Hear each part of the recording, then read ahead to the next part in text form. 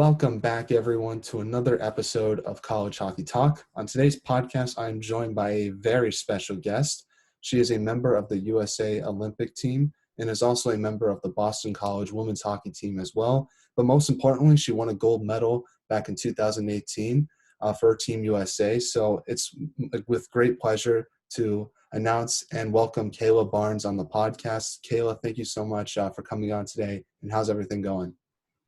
Yeah, thanks for having me. Everything's been going good. Just training, playing hockey. Been pretty busy, but it's been quite a wild ride this year, leading up to the 2022 games. But it's been good. Yeah, not bad. Yeah, I kind of want to start off talking about that, just the whole centralization process. So, how's it going this year? And how is the centralization process this year compared to the one you did in 2017, 2018? Yeah, this centralization has been really a lot of fun.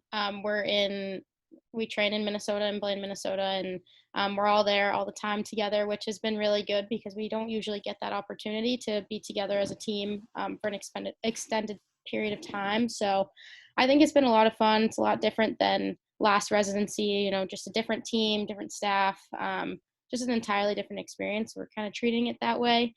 But I think it's been great. Our team is growing and becoming better every day. So I'm really enjoying my time. Now, one question that I want to ask you about the whole centralization process, because it feels like it's a little bit different in women's hockey versus men's hockey, is why can't you play college hockey when you're going through the Olympics process? Because I know in men's you can, which I think is kind of interesting. Yeah, I think with us, it's too hard. We have games and practice every day, and I think they just want us to be a real team, just because we're not together a lot. So having this year to make it feel like we're a real team where we're practicing every day together, we play games together, kind of get that feel of each other. I think it's really important to build, team chemistry and to get to know each other leading up to the game. So I think that's why if you're in college, you kind of just pull out because it would be way too hard to be on two teams at once. So Oh, yeah. um, and I think it's for the best just to put all your focus in one place. Now, have you been watching any college hockey this year, and what's your thoughts on this year's Eagles team? Yeah, I try to watch BC whenever I can. They're my favorite team to watch. Obviously, I love them to death. Miss them so much.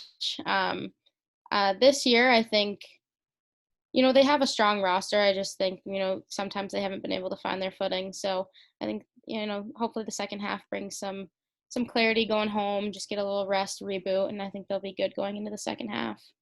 Yeah, and obviously your best friend, Michaela Boyle, will be joining the team in the second half of the season. How excited are you to see her play college hockey again after the whole Robert Morris situation? Yeah, absolutely. I mean, she's been through so much and she's so resilient. So I just am excited that she kind of found a home, and that home happens to be one of my favorite places in the world and where I'm going to be soon. So I think she'll be awesome for the team. She'll have a great impact and she's going to have a lot of fun. So I'm just really excited for her to get going. Yeah, and talking to her, she said you played a huge part of kind of her transfer process to Boston College. Just talk about your role in that and how excited are you to play with her in college in such a high level? And have you guys ever played together on the same team? And if so, when was the last time that happened?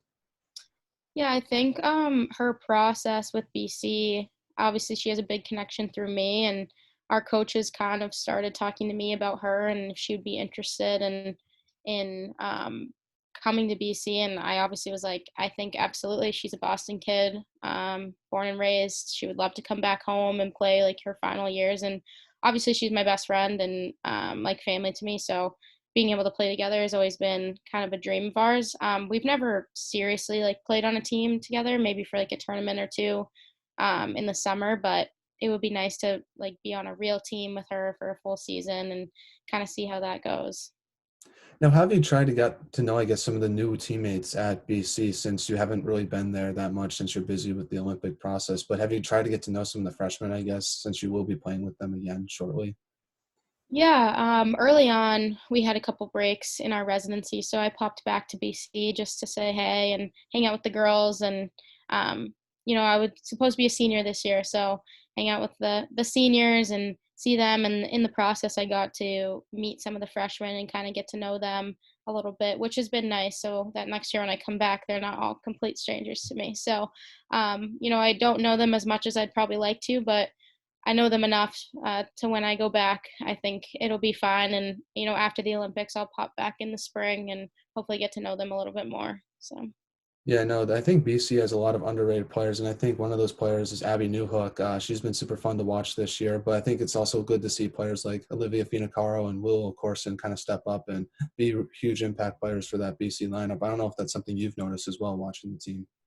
Yeah, absolutely. I mean, I think, Olivia and Willow, they're captains on the team, they're great leaders. I think, with them being their senior year, it's, important for them to be stepping up and stepping into those roles. And I think they're doing an incredible job. And as for freshmen like Abby Newhook, who's just kind of finding her way in college hockey, we've all been a freshman and she's kind of, kicking freshman year's butt, which is awesome. So I hope she just keeps rolling and keeps kind of finding her strengths and finding her way because I think she's only going to get better from here.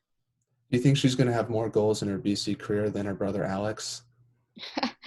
I don't know. I mean, I would have to see how many goals Alex had, but um, I mean, I think it's a possibility. She's on her way to having a very successful career. So, great person, great family. Alex is awesome. So, I think that she's really awesome for the BC community and our team specifically. Now, kind of transitioning back to the centralization process that you're going through now, you played Canada in a few exhibition games, kind of getting ready for the Olympics. So, what have you taken away from those games, or what are some things you think you need to work on and your team needs to work on as the Olympics start approaching? Yeah, I think those games are great for us. Those are the best games we're going to play leading up to the Olympics. So it's really important to get that preparation in um, while we can, So I think it's really fun to play against Canada and kind of feel out where we need to work on things, what are our strengths. As a team, I think like we need to start on time. We need to start faster. And it's been a couple instances where Canada's scored quickly, and they have a good offense. They're fast and they can put the puck in the net. So I think if we can capitalize on our chances and just play with pace, we'll be fine. And I think we've been getting better at that throughout the exhibition games. Obviously, this Olympic team is a little bit different than the previous one. It seems like there's a lot of younger players on this Olympic team compared to the 2018 one. So, what have you noticed, I guess, from this year's Olympic team, and how do you think the young players have been doing in this centralization process, kind of stepping up and being a huge part of the team? I think players like Grace Umwinkle has really stood out to me just because in the World Championships last year, I think she was arguably one of the best offensive players that Team USA had. Yeah, I agree. I mean, I think youth is great. I was one of those youth players, when I first started. So, I mean, I think there's something awesome about not having the experience and, ignorance is bliss kind of thing. So I think that all these young players are just enjoying the moment and enjoying where they're at and what they're doing, and they're playing great. I think they're all stepping up and bringing their best foot forward, and it's really helping our team. They're so talented. So happy to have them on our roster. Now, what's been the biggest improvement you've made to your game throughout this centralization process that you've noticed? I think for me, just playing with pace, kind of working on my speed, getting up the ice, being a more offensive threat. I like to be in the offensive zone, so getting pucks through and the blue line has been something that's been huge for me. I think the more that I can get pucks through, the more I can jump quickly up into the zone. Four man rush kind of thing. The more success we'll have on offense. So that's something I've been really focusing on throughout my time in residency and centralization. Now, one thing I kind of want to ask you, because I haven't heard the women's hockey players talk about this, is obviously, COVID is starting to become a big factor in our world once again. So my question to you is, what's your mindset, I guess, throughout the whole COVID thing, especially for the Olympics, since the quarantine process is a little bit longer than it is here in the U.S. Have you kind of thought about that, and what's kind of your mindset throughout the whole thing? Um, yeah, absolutely. We have meetings about it all the time.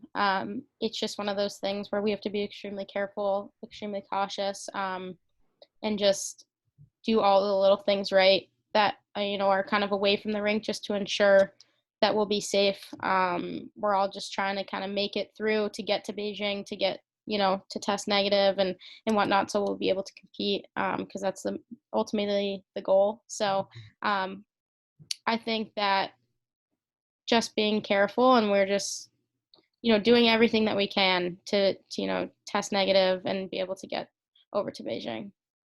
Now, I kind of want to touch on last year's World Championships because I feel like that was a great tournament to kind of prepare for the Olympics for this year. So you lost to Team Canada. So I'll just talk about that game from your perspective and how have you used that game, I guess, throughout the centralization process as kind of motivation to kind of get revenge against Canada and be prepared for the Olympics coming up. Yeah, I mean, I think it was a great game. Very back and forth, overtime, classic USA versus Canada rivalry game. Obviously we fell short in that game, and that was tough. For me personally, that's the first time I haven't won a gold medal at a international event. So for me, it really hit home, kind of that feeling, because I had never experienced it before. Plenty of people on our team have, at the Olympics, at World Championships, and I think it's important that everyone goes through that feeling kind of once or twice or whatever, just to kind of keep you grounded and humbled. And I think that we kind of took that tournament and knew it wasn't our best, and reset and move forward. And obviously, we use it as fuel. We don't want to feel the way we did in August. In February, we want to be on the other side of things. So definitely that is a feeling that we kind of revisit often and use as fuel while we're training. Yeah, because I feel like you had the opposite feeling in the 2018 gold medal game when Lamoureux scored that shootout winner. Is it kind of weird? Is it kind of interesting for yourself to kind of see the other side of that?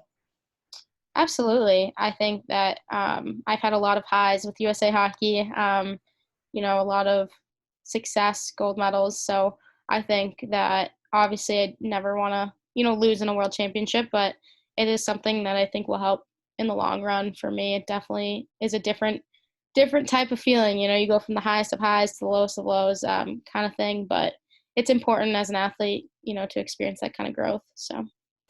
Yeah, and from your perspective, I feel like that overtime winner by Poulin, I didn't even see it coming. It seemed like kind of it happened in like 2 seconds. What was your reaction to it on the bench? Because I kind of had to see the replay to make sure it went in because at first I didn't think it went in.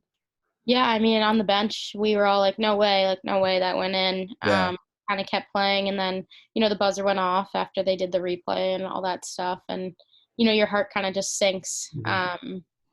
Overtime is a game of inches, quite literally. It's very back and forth, a lot of chances, a lot of opportunities, and you got to make the most of them. And she did an incredible shot. She's an incredible player. So, but on the other end, your heart sinks. You train your whole life for things like this, and we work really hard, and it's taken from you in you know a second. So I think that it definitely on the bench was a really tough feeling when, that buzzer went off. Their gloves are flying everywhere and whatever, like, you wanna be in that position. So, just experiencing that it was hard, but definitely a good learning experience for our team. Especially since that tournament, it feel like you guys had to kind of fight to get that tournament to be played just because it got canceled so many times and then they finally made it work in Alberta, I believe. So Mhm. what was it, I guess, how weird was it to play a tournament in August just because normally the schedule, you're usually off around that time. So was it kind of a weird preparing for a tournament in that time period? Yeah, it was, extremely bizarre, because we don't usually play hockey in August, and if we do, it's a training camp, just to kinda kick the season off. So, I think competing for a world championship in August was really, like, out of our comfort zone and kind of hard to deal with, especially if the worlds had been canceled once or twice at this point. We just wanted to play, but I think also too, like, preparation wise, it was extremely hard because we were on and then we were off and then we were on and then we were off. And Mhm. so it definitely was a weird timing of things to play in August. I kind of loved it though, just because there was no hockey going on at that time. So it was like the only thing to watch, and I think that was good for the women's game, just because you were the only like players that were on TV. So it must have been nice to kind of get that attention and be the only ones playing. Yeah, of course. I mean, any exposure that we can get is the good kind, because that's what we need for our sport is just people to see us and people to watch and kind of learn about our game, for it to grow. Now, watching your team play just the past couple of years, I've noticed how the physicality is kind of a key factor of your team. And for you specifically, I saw that you had a pretty awesome kind of check against Spooner at the XL Center in Hartford. I kind of want to ask you about that play and just about the physicality that you and your teammates bring each and every single night, just because you make it hard and annoying for the opponents to go against you. Yeah, I mean, our team likes to play fast and physical. We won't really back down from anything. Me being a smaller player, gonna kind of hold my own, can't be thrown around. I'm quite literally probably the smallest person on the ice. So um, I think for me, being physical, using my low center of gravity and, playing the body is just kind of how I get through players that try to go through me. Um, so I just kind of hold my own. I like to play physical. Also helps, just a lot of people don't expect it from someone like me. So I think it's good. And I think the game is getting more physical, and there's quite literally a fight almost every game between us and Canada. It gets pretty intense. So I think it's good for the game. Was that the biggest check I guess you've had in your career, that one where you just kind of like you would not let her go by? Was that the biggest check in your career, or did it happen like with BC or even before that? I mean, probably that was one of the biggest ones, and it was on national TV, so the biggest scene one. But I've had a couple pretty good ones too in college, but a lot more gets let go in our games against Canada. It's a lot more physical. In college, it's a bit more restricted. So kind of got to adjust our game depending on where you're at. I got to talk about those scrums. Have you been involved with one? I don't think I've seen you in one, but it seems like Abby Murphy is in one every game, and she lost her helmet in one of those. But what's it like being in one of those scrums if you've been a part of it? Yeah, I've been in a couple, not recently really, but being in those, you kind of just want to protect your teammates. We obviously clearly don't get along with Canada, and we'll go at each other hard, but just kind of protecting yourself, protecting your teammates in there, it gets pretty intense. So that's kind of what it's like being in one of those, because they're going after you, so you got to go after them and kind of thing. But it's fun. I think it brings some entertainment to the game, and we enjoy it. I don't think it's something that we don't enjoy. So it's fun. Now, do you think hitting should be allowed in the women's game? I know technically it isn't, but you see it sometimes. But also, I feel like it would make refereeing the game easier. I've made this point before, just because I feel like there's some refs, at least in college, in my opinion, that are super strict against body checking, and then there's some refs that are not that strict against it. So I feel like when you are going into a hockey game, you should have the refereeing kind of be similar across the board, across different conferences. And I feel like you don't get that in college hockey just because of that body checking rule and just how different officials see it. I just want to get your opinion if you think it should be allowed, just because I think if you do it the right way, it should be allowed. But then there's examples in women's hockey. I think there was a hit on Decker in the gold medal game where it could have been a legal check in both the men's and women's game.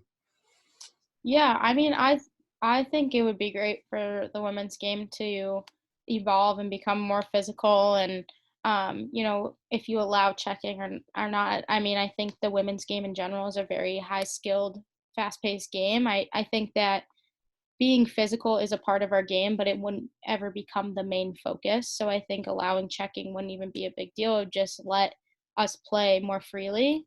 Like you said, the refing across the board would need to be more consistent. In college, I think there's a huge discrepancy among refs in different leagues with what is let go and what is not. So I think like just being able to define it as being more physical with checking. I don't think it would change the game a whole ton. I just think the physicality would be more apparent because it would just be let go and it would become part of the game. But I don't think it would necessarily alter the game because of the skill that the women's game possesses.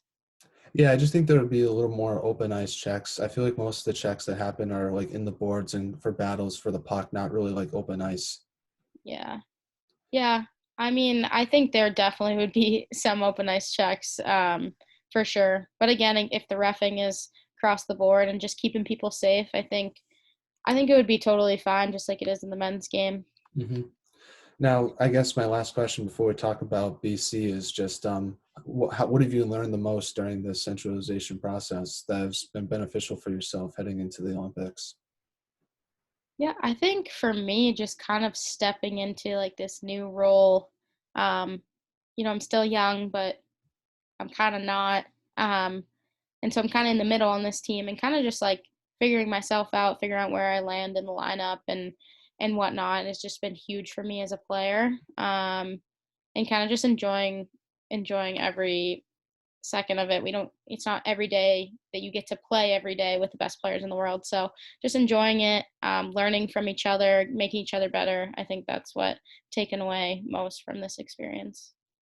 Now, I kind of want to transition and talk about the past year with Boston College because your team made the national tournament. So, obviously, last year was a lot different compared to other college hockey seasons in the past. How did you personally deal with all the challenges that the pandemic brought?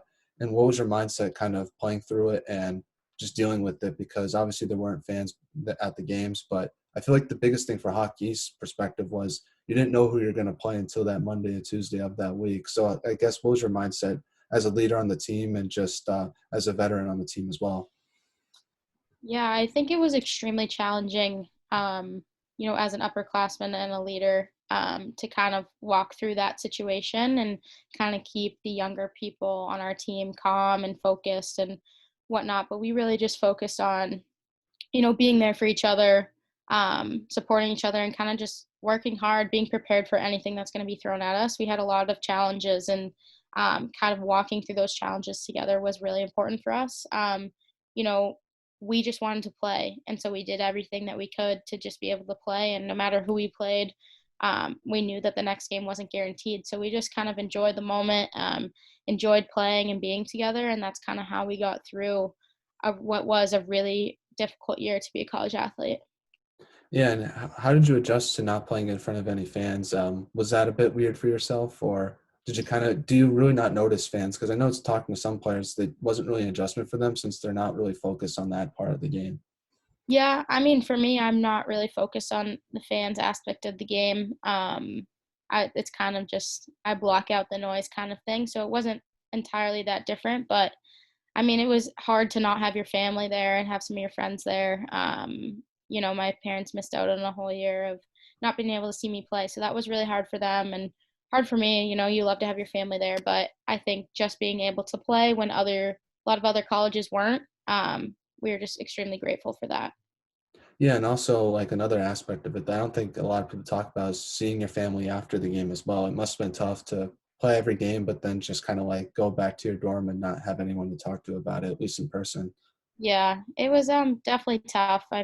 We all missed having our family there, but that's kind of how we leaned on each other, and we became really close last year because we could quite literally only hang out with each other. So um it was definitely a year of a lot of challenges, but it was also a really fun year and we made the most of it. Now, Conti Forum last year had probably the best, I think, cardboard cutout system. I guess if that's the word to call it. It was really cool. It felt like a full stadium when you like watched those games last year. So I got to ask, what was your favorite cardboard cutout? Because in my opinion, it was you. Like I thought it was kind of funny that you were playing in the game, but also watching the game as well. I thought that was pretty cool with all the Olympians that went to BC. Yeah, that was funny. One day we came out to practice and I was literally behind the net and our goalie was like, "Yo, like you're in the stands." And I was like, "Oh my God." Everyone was laughing at me. It was kind of funny, but that was funny. My favorite section personally was the dogs though. Hmm. I have 4 dogs myself. I love dogs. So they were fun to look at, and everyone pointing out their dogs and their families. So it was cool. It was a nice thing that BC did to kind of make the no fan situation a little bit better. So you guys got to actually put your like real life dogs, like family dogs, like on the stands. I didn't know that. I thought they just picked out like random internet photos for it. No, those were real life dogs. I'm pretty sure. That's pretty cool, actually. So Yeah, yours was in the stands as well? mine wasn't. No, Oh, but other that's people's funny. were. Yeah.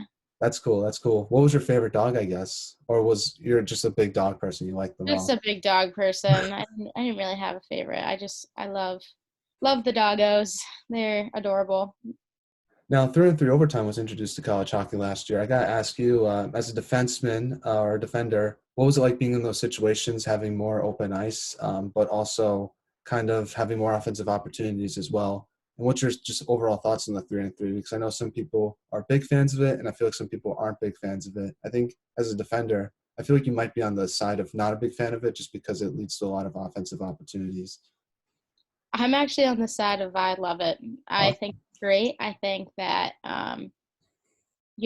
it causes for a lot more goals in overtime. Yeah, like there are times when it can be hard as a defender. You're kind of stuck in a D zone shift. 3-on-3 is all about possession. So, but it's also a lot of fun because then you get to go on offense, and then there's a lot more chances. It's back and forth. It's exciting. There's a lot of ice to work with. It's a game of possession and then attacking when you have a chance. So I think it's great. Our BC team is actually quite good at 3-on-3 overtime. We went to it quite a bit last year, and I'm pretty sure we won most of them. So I think it's a lot of fun, and I think it's a great addition to the game.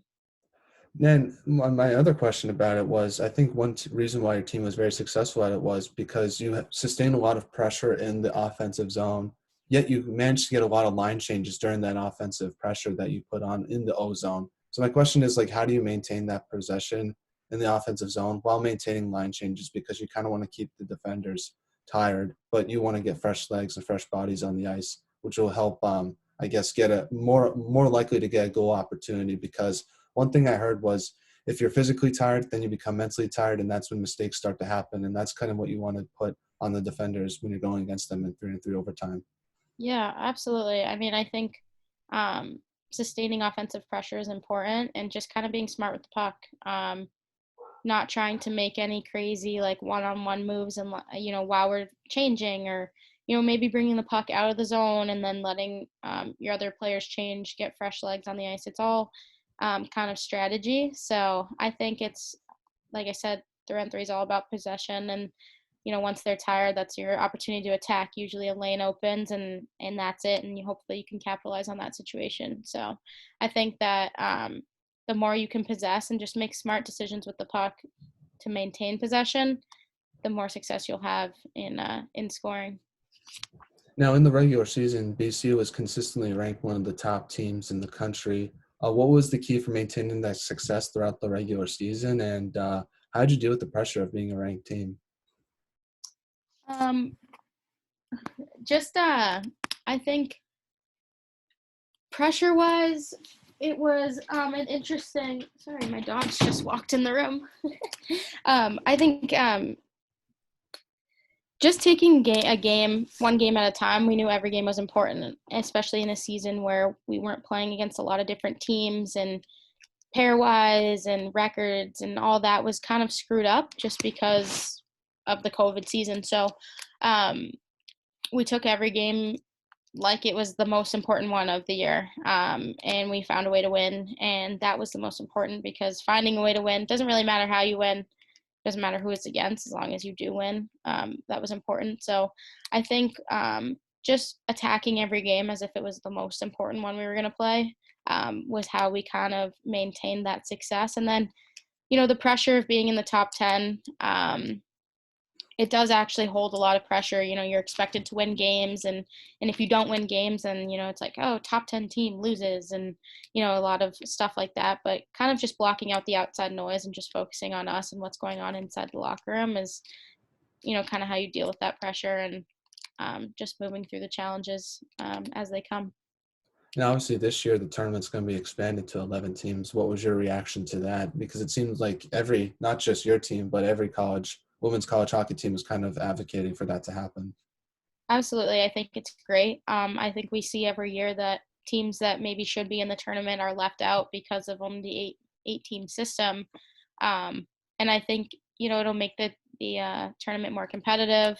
I think teams that, are just on the bubble or should be there, get a chance to play in and kind of be involved in that tournament, which I think will be great for the growth of college hockey.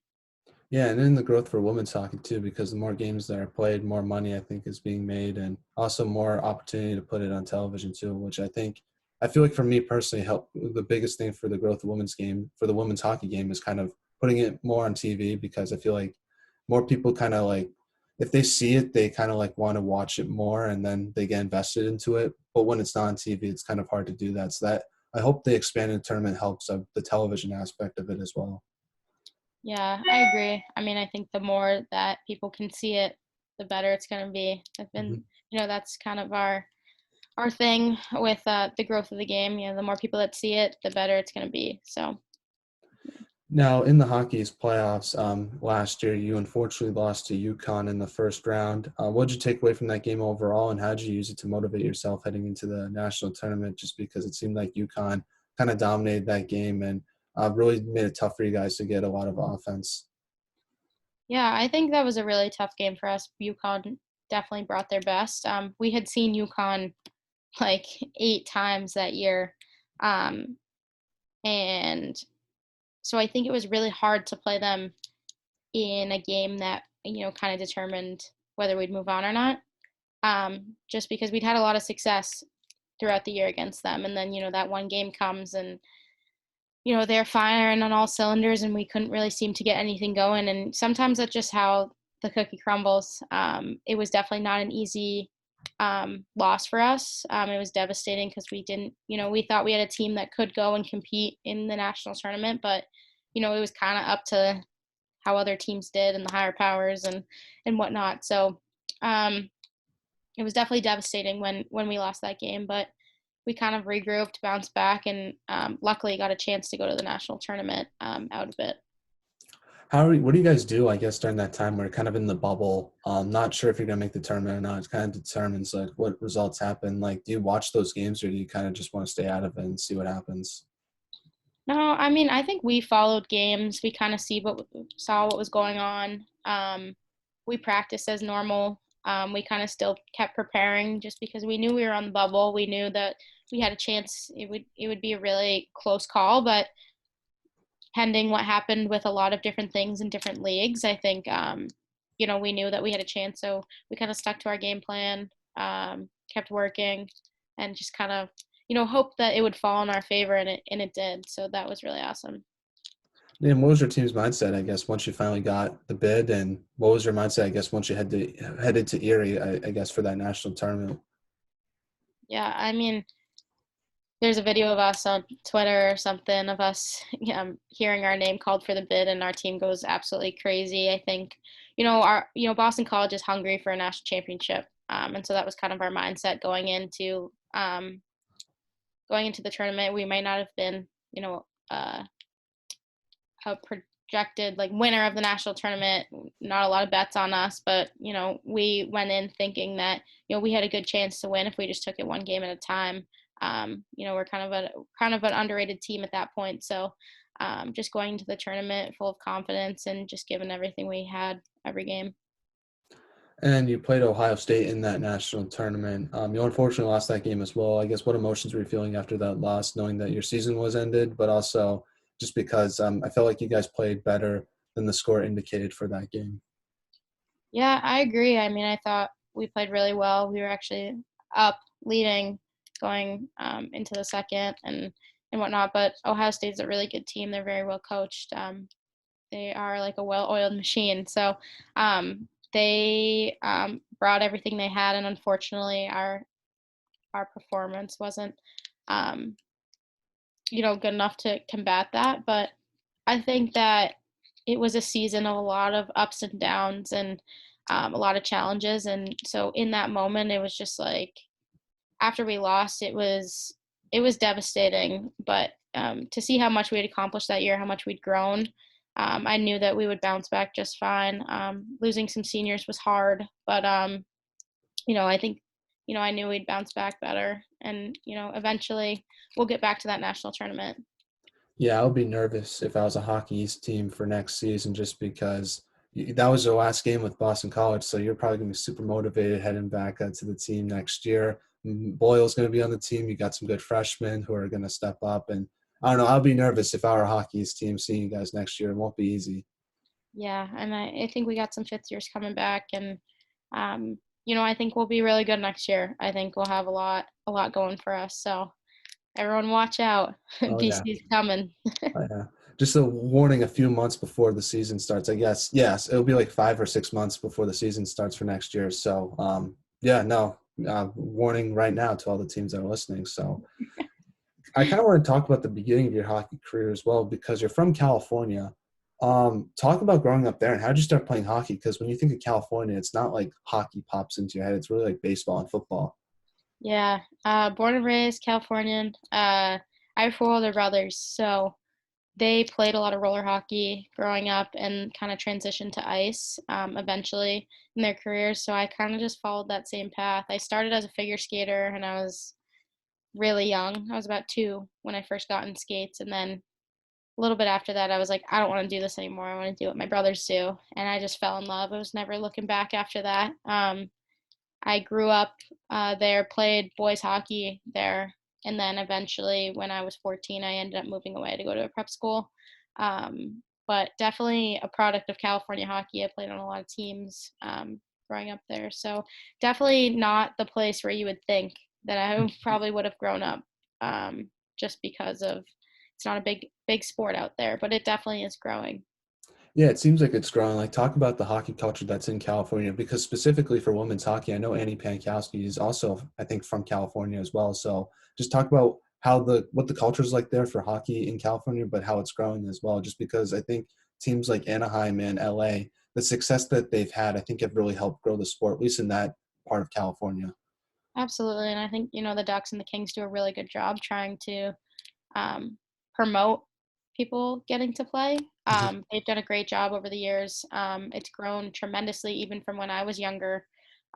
So many more kids are playing, and I think although the culture and the community in California may not be the biggest, like not everyone plays hockey, it's a very solid, like tight knit group. I think that cares a lot about the sport, and there's been a lot of prospects produced out of California, both boys and girls that go on to play college hockey, go on to play in the NHL, Olympians, whatnot. And so I think it's great. Like, although it's not big, they are producing a lot of really quality hockey players.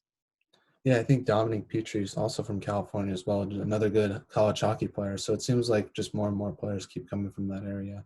Absolutely. And I think you'll only see more coming from that area as the years go on and it gets bigger. Who was your favorite player growing up? Was it someone on the Kings or Ducks, or was it a female player on the national team? No, my favorite player was Scott Niedermayer on the Ducks. Nice. Solid defenseman, talented, smooth with the puck, good skater. Um, Ever since they won the cup in 2007, I was like 8 maybe. I was like, no, that he is awesome. He was my favorite player. So I watched him growing up. Apparently, I've listened to like interviews with former teammates. Apparently, that guy barely sweated. Like he was always just like never out of breath. Like that's how great of a shape he was in when he was playing with the Ducks. That doesn't even surprise me. He played a lot of minutes for them. He was one of their star D. So Yeah, my favorite Duck, I guess, growing up was Bobby Ryan. I love that guy. I think he also played for Team USA in the Olympics in 2010. So really cool person. And then also Teemu Solani. You gotta love that guy. He's an absolute legend. I don't know if you watch those players as well. oh, absolutely, yeah. Teemu Solani, definitely watched him. He is a legend. Actually got the chance to play with one of his kids, which was kind of cool. And then Bobby Ryan played roller hockey for my roller hockey coach and club. So kind of a small world. Definitely watched all of them. And I just love to see, California prospects do well and whatnot. So Have you met Bobby Ryan in person before? I have not met Bobby Ryan in person, but I would like to someday.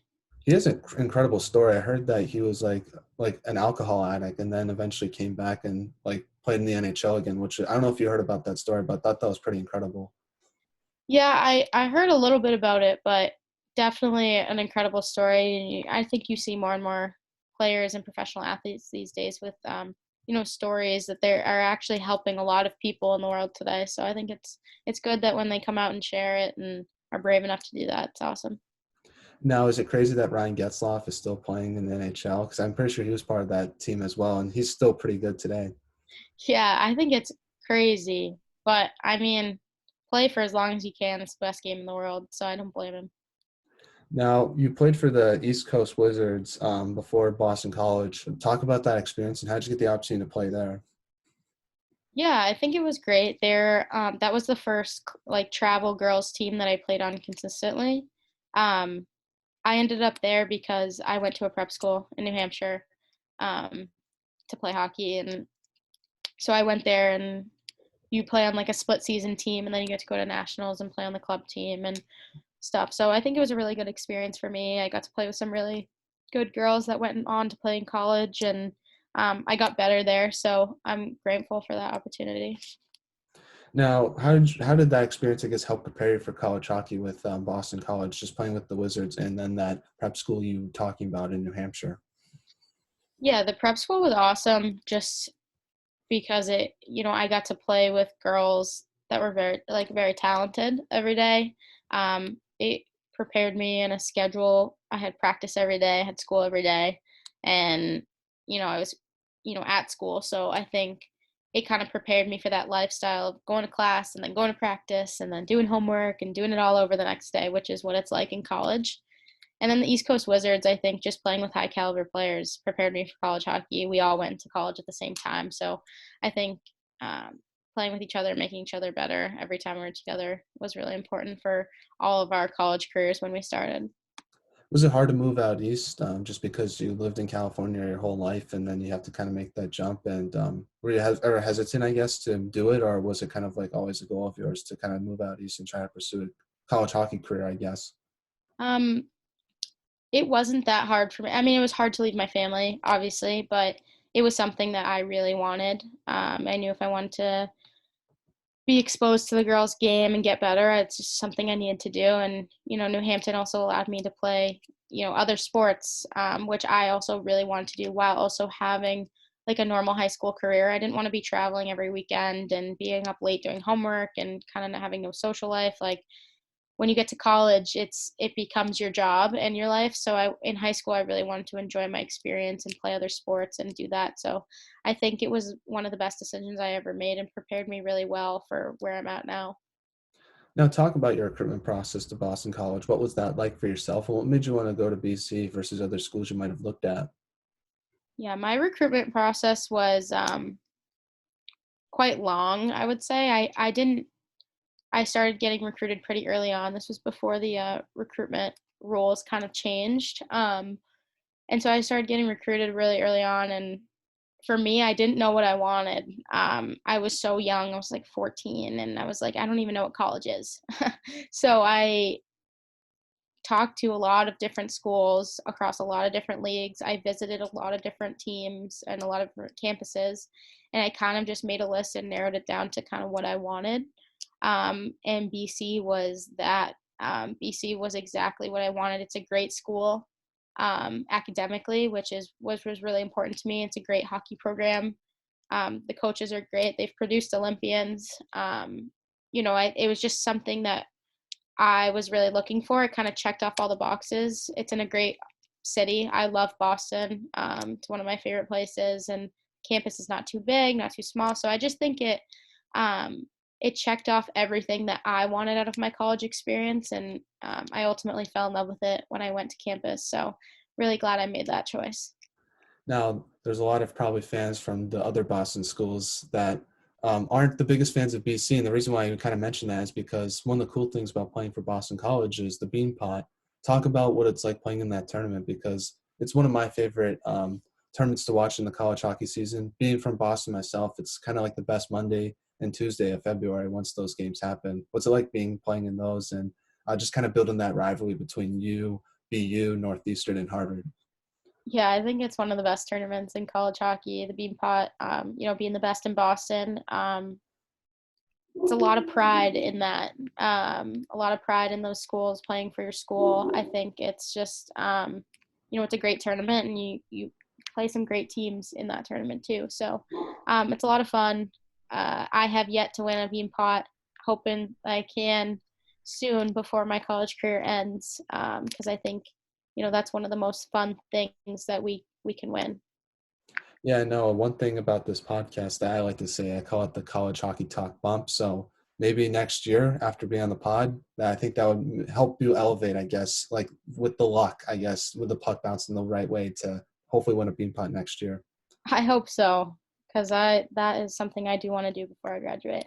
Is it going to be hosted in BU next year? Because I don't think it's ever been hosted in, I mean, at BC when you've played with this team. So, and I don't think so I feel like it might be hosted at BC next year, if I'm not Yeah, mistaken. typically, it typically it's hosted at BC during Olympic years. So, um, I originally was probably not going to get that opportunity to, because it was my original freshman year. It was hosted at BC, so Oh, I okay. was just not going to be able to get that opportunity to play at home. But I think because of the COVID year and it got canceled, it pushes everything back a year.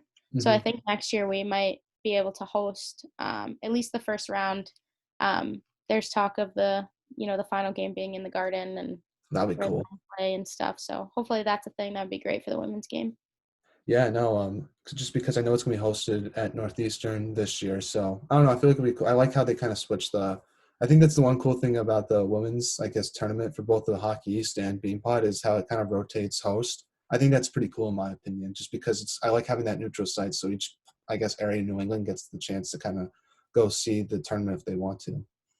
Yeah, I agree. And it's fun to play a bean pot on home ice, and if you win on home ice. So that's, you at least get that once in your career. So I think it is also a special part of the women's bean pot. Now, what was the biggest adjustment you had to make to college hockey? Was it kind of the speed or mental side of the game? Probably the speed of it. I think was a big jump from high school to college. I also had a really unique kind of start to my year. I played 5 games and then got yanked and dropped out of school, and went and played with the national team, and then came back and had my freshman year started over again. And I think that was a really challenging year too for me because it's an adjustment. I went from high school to college to the national team back to college. So I think it's from college to the national team, even from high school, they're all different games. Everything brings something different. So just adjusting and kind of finding your footing in all those different places, it was hard for me. Now, I kind of want to talk a little bit about that Olympics, kind of steer away from the college hockey talk thing for a little bit. But you played your first Olympics in South Korea. Just talk about that experience as a whole and what was it like being an Olympian and being a part of that, I guess, village and just the whole experience. Just being an Olympian seems pretty cool for me to watch, but I'm assuming being a part of it is pretty awesome.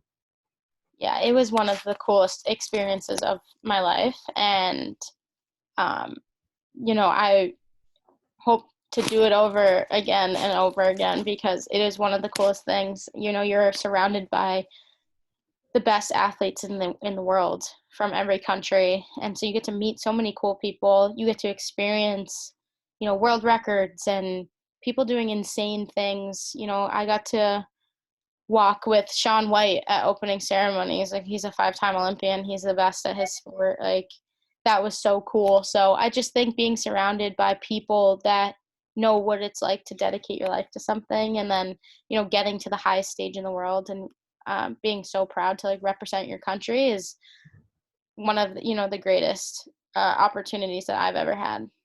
Did you get the chance to talk to Sean White? He seems like a cool dude, pretty laid back. Also from California, if I'm not mistaken. Yeah, talked to him a little bit, not too much, but got to definitely talk to a lot of really cool people. Like Michaela Schifrin, Chloe Kim, um, the Shib Sibs, the figure skaters. Got to talk to them, saw them a lot. So it was really cool. Like, they are, the best in their sport, and they're pretty famous people. So it was awesome to just kind of pick their brain and get to know them. What was it like talking to Chloe Kim? Because she's arguably the best snowboarder in the world right now. She is awesome. She is such a cool human. Loves to have fun and just joke around. If I didn't know she was Chloe Kim, you wouldn't feel like she's so down to earth, so fun. So really happy I got to meet her.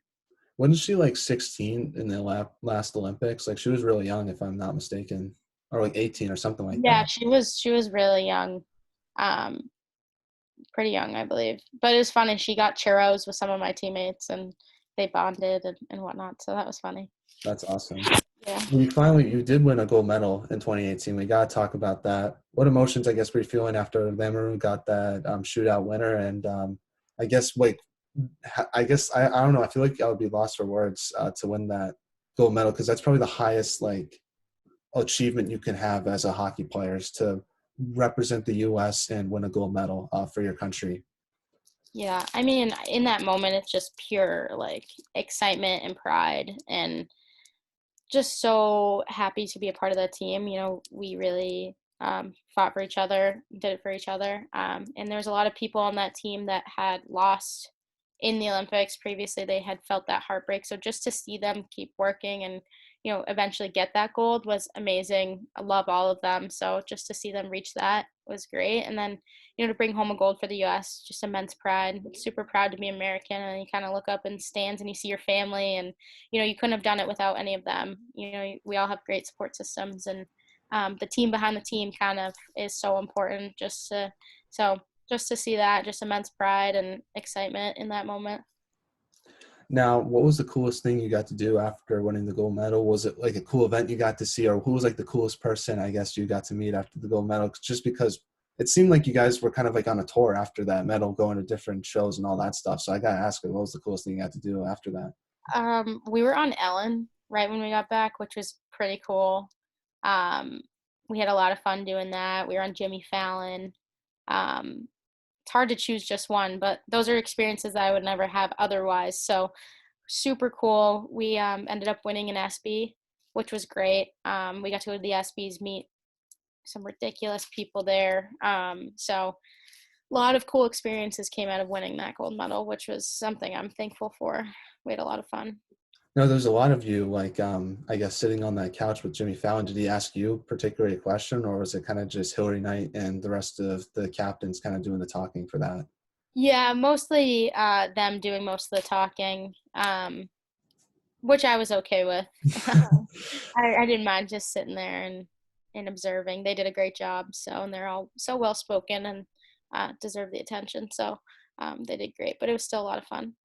Who were some of the athletes you met at the ESPYS? I'm assuming like Manning was probably there. Trying to think who else could have been there. Yeah, they were there. A lot of Olympians were there. So it was cool. I don't recall. Seems like a lifetime ago, and I have a terrible memory, so I don't recall many like super specific conversations. But I know we got to meet a lot of really cool people. That's awesome. That's like one of, I guess, like you win the gold medal, you get that achievement, but another, like, I guess, perk to it is getting to do all those stuff just because you work so hard to earn it. Mhm. Exactly. Now, what's it like, I guess, playing in the biggest women's hockey game when it comes to viewership? And do you feel any particular pressure when you play in that gold medal game? Obviously, because the stakes are high, but you realize like so many people are watching, and U.S. and Canada, it's like probably the best rivalry in international hockey. So what's it like, I guess, being part of that as well? It's great. I mean, I think, yeah, there's a lot of pressure, but for me, I kind of look at pressure as a privilege. It's part of our game. This is what we're trying to do. This is what we want. Like, we want people to watch our game. We want our game to grow. We want to get to a point where we can, sustain a living and blah blah blah and all that stuff about with women's hockey. So I think that it's great. It comes with a lot of pressure, but I think it's awesome, and I think any of us would say the same thing, that we want people to watch and we want that viewership to be high, and because women can do it. The women's game is great, and the more people that continue to see it will start to realize that too. Now, where do you keep the gold medal? Is it like framed somewhere? Like where do you keep that? No, it's in a case. We got a case for it. It's in a case in my parents' room somewhere, just because I'm not home that often, so they keep it in their room. But it's not framed or anything. It's actually pretty like tucked away. For a while there, I had no idea where it was in the house, which is kind of funny. And on the way home from the Olympics, I kept it in a sock in my bag. like, and so a lot of people ask me that question, but it's not framed or anything. The best part about it is I get to share it with people. So I love letting kids hold it and whatnot, see it. Yeah. That's pretty cool. Yeah, to share it with the community you grew up in and kind of showing that off. Do you keep any of your like world championship medals? Like, Or was it all just like in your parents' like room in like a box? My world championship medals are hanging on my wall. I have like a hook thing, and they're all hanging there with one of my USA jerseys. I got framed. They're hanging on my wall in my room. Yeah. Right now? Right now. Can I Yeah. see it, please? Yeah, of course. Awesome. This will be a good clip for the pod. Hold on. Yeah. So these are they're kind of hanging right there. Oh, that's awesome. Yeah, and then that's one of my jerseys and kind of cool like USA. It's my little corner of hockey right Nice. there. Yeah. Which one of your medals is your favorite, I guess? Honestly, they all look the exact same. So, That's cool though.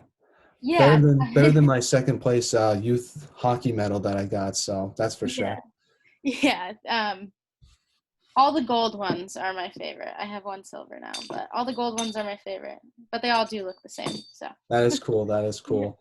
Yeah. Well, I kind of want to ask you about some of the teammates you got to play with in those Olympics. One of them is obviously Hillary Knight. She's probably like the biggest, I guess, women's hockey icon. What's it like, I guess, playing with her and being her teammate and kind of seeing like the other side of Hillary Knight just because when the cameras aren't on her all the time? Yeah, I mean, she's obviously an amazing ambassador for the game, and she has done so much for the women's game. Great teammate, great hockey player, obviously, but behind the scenes, she is just an awesome human. She is so fun to be around. She's like a big kid, believe it or not. So she brings a lot of life to our locker room, a lot of laughs. She's a great leader. So I'm happy to get to know her and train with her and kind of be led by her throughout this whole process. And you also get to play with Amanda Kessel, who's another, I guess, U.S. Olympic icon. What's it like being her teammate? And just it seems to me how crazy she's been consistently just so good for each Olympic cycle. Like you haven't seen like any regression in her game, at least in my opinion. No, I agree. She's an extremely talented hockey player, but also just another great person, full of life, loves to laugh and have a good time. But um, she's very talented, knows a lot about the game, comes from kind of a hockey family, so with her brother's all right, I guess. Yeah, she's great. Love having her on the team. Love getting to know her more and more. So. You also get to play with Brianna Decker. I had her on the podcast last year. One of the most nervous interviews I've ever had, just because she's such a legend. What's it like being her teammate? Because she's just so calm and just very well spoken as well. She is. She is very well spoken. Comes off really intense, but again, like all of our teammates, they're just great humans, great leaders in our sport. I've learned a lot from them, and they're kind of pioneers in our sport too. So um, she is someone you can learn a lot from. So I kind of like to watch her and kind of pick her brain, and she has a lot of advice to give. So it's been great. Now, the last team I want to ask you about is Jessie Confer because she's been one of my favorite players on the team for this year. What's it like being her teammate? Because you guys were obviously big rivals in college, but is it nice to kind of have her on your team and not go against her? Because, like I said, she's been so much fun to watch. I think she's a very underrated player nationally. Absolutely, I agree. Me and Jesse played U18s together. We've been friends since we were, 15 years old, and um, it's funny because we live together during this cycle. We live in an apartment together. We're very good friends, so I love her to death. She is, like you said, very underrated, but she brings a lot to our team that is super important. It's definitely nice to have her on my team. Um, it was hard playing against her, but we always had a lot of fun playing against each other at BC. We would be talking on the ice and, you know, um, making jokes and stuff. And we were definitely civil on the ice, but I'm glad now she's on my team and kind of seeing the benefits of having her on my team is nice. Now, I got asked because again, in that game against Switzerland in the World Championships, her and Alina Mueller kind of went at it, and it was kind of funny just because Northeastern BU. What was your whole thoughts on that? Yeah, I mean, not surprised at all. Jesse's a feisty one. So is Alina. But you know, not a Northeastern fan. You know, You's not a Northeastern fan. No one's really a Northeastern fan. Sorry, Northeastern. Got some friends on Northeastern, but I just think like, the rivalry stands true between all the schools. Me and Jesse have gone at it, and we still love each other, but we've gone at it. I've gone at it with Alina, a lot of different players. So I think whether on the world stage or in college, the rivalry stands true. So it's fun, all fun. We respect each other off the ice, but on the ice, it's all Mhm. fair game. I know Kendall Coyne would totally disagree with your answer about Northeastern. I think that's the one player from your team that would disagree with it. Yeah, I think she would too, but we have fun talking about it, and when they play each other, it's we put bets on the game and whatnot, so we have fun with it. Yeah, and Alina's super like I met her a few times and like she's so calm and but when you see her on the ice, she's so like I guess feisty is the word to use. Just a great player and a great person as well. Yeah, I mean, I don't know her too well, but I have met her a couple times, and she's a good person, great hockey player, great for the college game, and obviously she's very successful on Team Switzerland. So um, honestly, it's really nice to be able to play against her, and um, sorry. Yeah, so just be able to play against her. She's a great hockey player. Yeah. So we're now in a segment before we kind of end off this interview. I like to call it the non-hockey segment where I ask you some non-hockey questions just to get to know you a little bit more. So first non-hockey question is what music do you like to listen to? I really love country music. Um, and yeah, country music's probably my favorite. I listen to it all the time.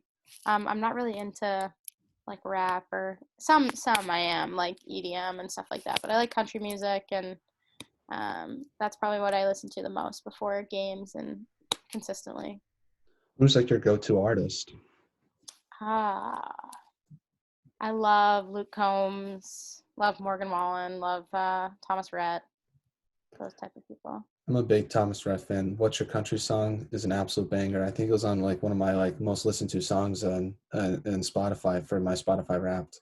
Yeah, I know. I agree. That's a good one. I'm not the biggest country fan, but like I worked for a baseball team this past summer, and a lot of the guys are from like Florida and like California, and that's like areas where country music is like listened to a lot more than here up in the Northeast. So it's kind of cool to get that exposure to that music, and it's really good. I think people hate on it too much sometimes. Yeah, I agree. I mean, everyone's gonna have their opinions, but Hmm. whatever. You know, I think in baseball, country music is a big thing that's played often. So Yeah. Yeah, no, I noticed that just working with the team no because surprise. hockey is a lot of EDM and like rap, and then like baseball, it's a lot of country. So it's kind of that's something I noticed as well. Yeah, Now, who's the funniest teammate you have at BC? funniest teammate I have. Probably like Kelly Brown or Abby Volo. They're hilarious.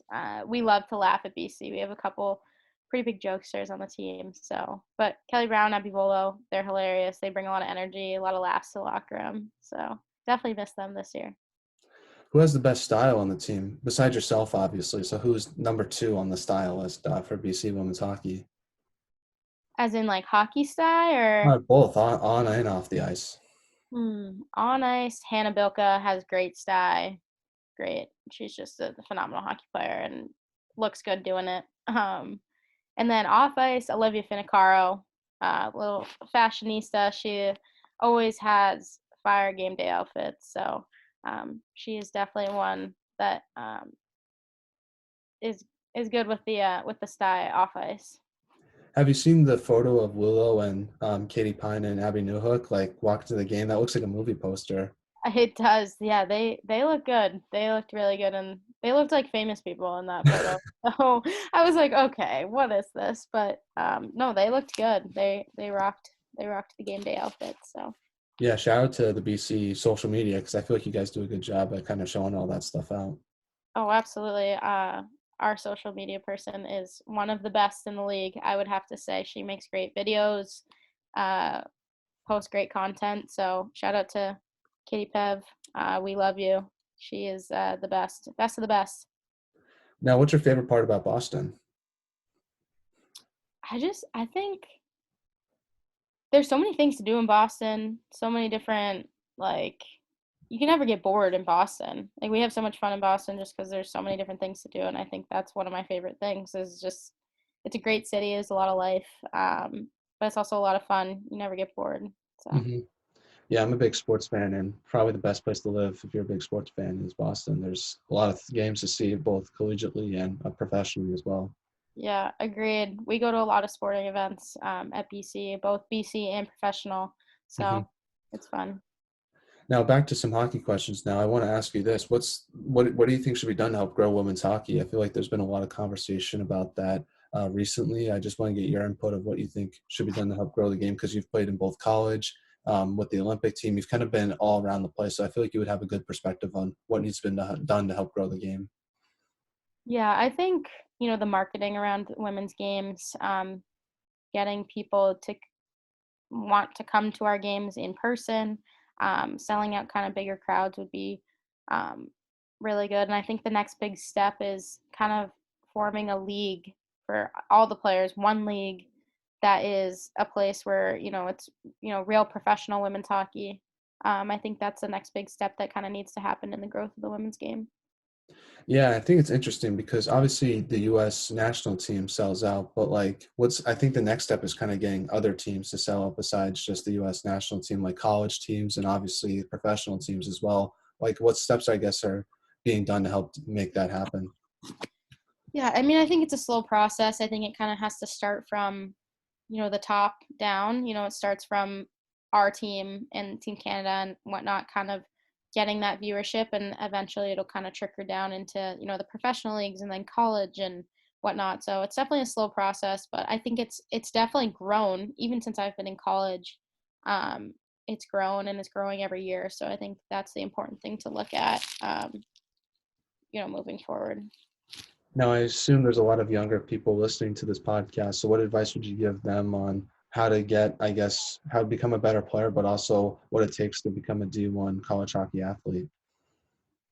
Yeah, I mean, I think definitely work ethic is important, and just like being a good teammate. Coaches do check in on that stuff, being a good teammate, caring about your team, whatever, and then just having fun while you're doing it. If you're not having fun, then what's even the point? College hockey is a lot of hard work, and I think that a lot of people forget that. So if you're not having fun doing it, you're gonna be miserable. Um, so I think just having fun, enjoying where you're at. Don't try to, everyone's path is different to college hockey. So kind of enjoy your process and know that everything will work out the way it's supposed to eventually. So that's kind of my advice because I think a lot of times people just try to move too fast during things, and you miss out on a lot of things that I wish I could go back to. I wish I could go back to my youth days and kind of relive some moments twice. So but Now, do you have any shout outs you'd like to give to any of your family members, teammates, future teammates? Anyone in particular? I'd like to shout out, I guess, for myself, Cayla Boyle, for suggesting you to come on because this has been a fun interview for me. So, any shout outs that you like to give, I guess? yeah, I mean, shout out Michaela, love you to death. You're my sister. Thanks for recommending me for this podcast. And then probably just BC. I miss you guys. I love you guys so much. I can't wait to be back. And BC seniors, hope you guys are having an amazing year. I watch you guys all the time. Miss you guys every day. So I can't wait to be back and go Eags. Well, thank you so much, Cayla, for coming on the podcast. I really appreciate it so much. I also want to let you know that you're one of my favorite women's hockey players. It's so much fun watching you play, and it's a huge honor that you came on the podcast today. It really means a lot to myself. Good luck in the Olympics, I guess, coming up and that whole process. It's been, as a U.S. hockey fan, just thank you so much for representing this country so well, and thank you so much for what you've done for women's hockey as well. And good luck in the Olympics, like I said, and go Team USA. Thank you so much. This has been so fun, and I appreciate the support. And everyone, go watch our team on on NHL Network and during the Olympics. You won't disappoint. Yeah, I'm usually not a biased person, but I will be totally biased for Team USA just because I'm from here. So that's the only team I root for internationally. Awesome. Well, thank you so much. We appreciate the support.